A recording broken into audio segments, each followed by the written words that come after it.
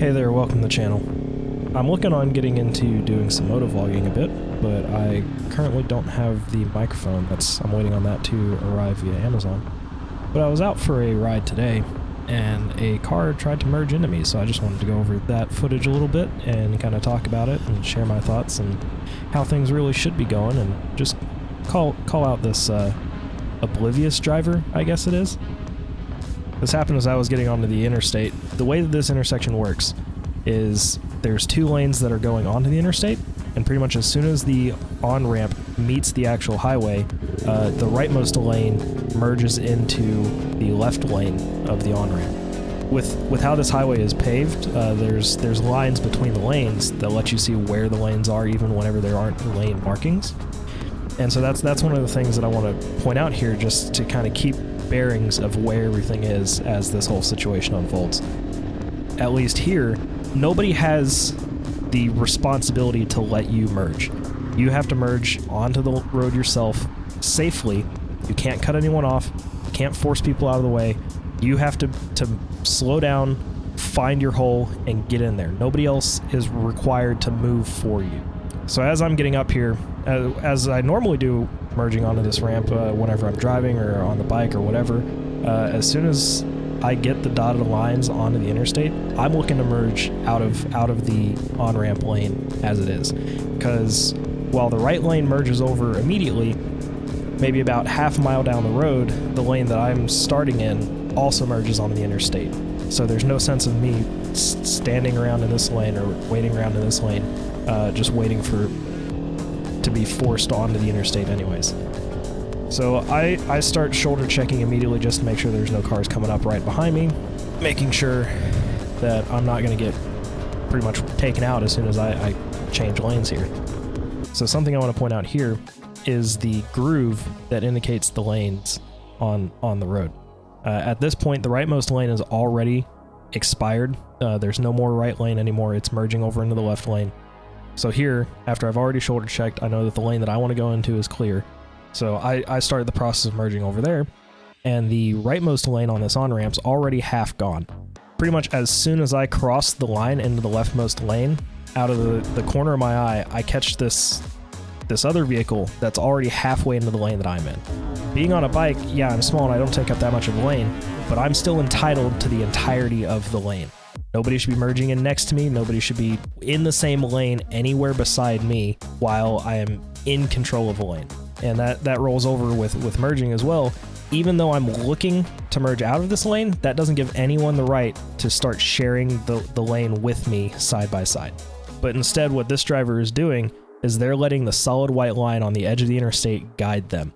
They're not paying attention to any of the traffic around them. They're not paying attention to if there's room or not. As soon as that white line is forcing them over into the next lane, they're just going for it, expecting everyone else to get out of their way because they're the only ones that matter in this world. So at this point, I'm already over a lane as it is. Fortunately, that lane was clear, because if there was a car there and I wasn't able to get out of the way, this person would have taken me out. But now that I'm over in the actual lane of the interstate, I'm looking over at them to see if they even realize what they've done. They don't even look at me once the entire time that they're sitting there cruising. The lane in front of them clears up, so they go ahead and take off. At this point, I'm like, okay, whatever. I'll just drop it. It's not worth getting in anything major or hurting yourself or anything like that.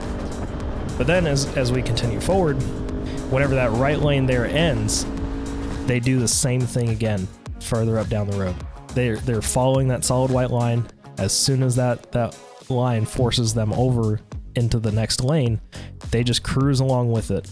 They don't try and merge early whenever they know the lane's ending. They don't try and check for traffic or anything. They just follow that line and go however they feel like going.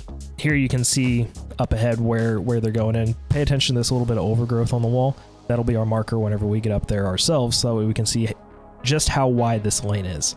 Now, if you pay attention now, over on that right lane, the dotted white line that indicates where that on-ramp lane is, it's not there anymore.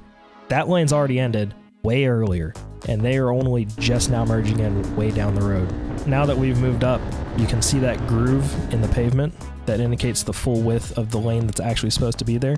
And just beyond that, you can see that it's maybe a third of the width of that extra lane that's merging over. And this is about the point, if not a little bit after, where this car continued to merge over into the lane without really paying attention to what they're doing.